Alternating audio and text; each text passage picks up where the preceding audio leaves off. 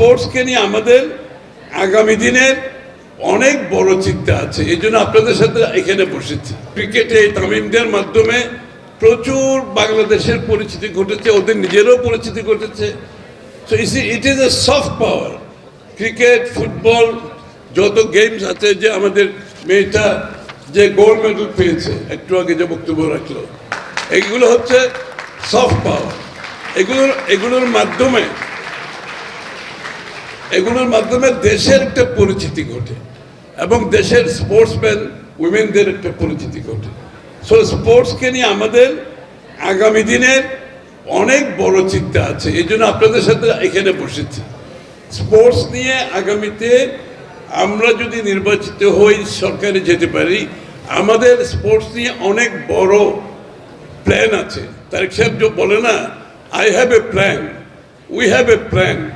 Sports নিয়ে কিন্তু বিএনপির একটা বড় প্ল্যান আছে। আমার মনে হয় ইসরাফিল এটা বলতে পারবে যে কি কি প্ল্যান আছে। ইসরাফিল সেটা বলবে, বাট আমি অতটুকু তো ছেড়ে দিচ্ছি, আমি 2-3টা রেসপন্ড করছি।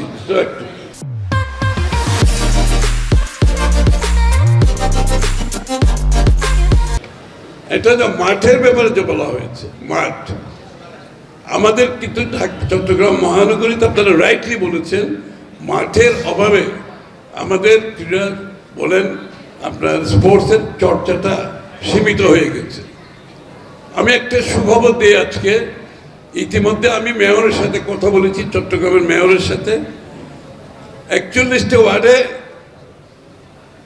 বর্তমানে আমাদের যিনি মেয়র আছেন, সে 11টি ওয়ার্ডে কিন্তু মাঠ করে ফেলেছে 11টা ওয়ার্ডে। আর 30টা ওয়ার্ড বাকি আছে। আমি আসার আগে ওর সাথে আবার কথা বলে আসছি, আমি কতদিন লাগবে আর 30টা ওয়ার্ডে মাঠ করতে কতদিন লাগবে।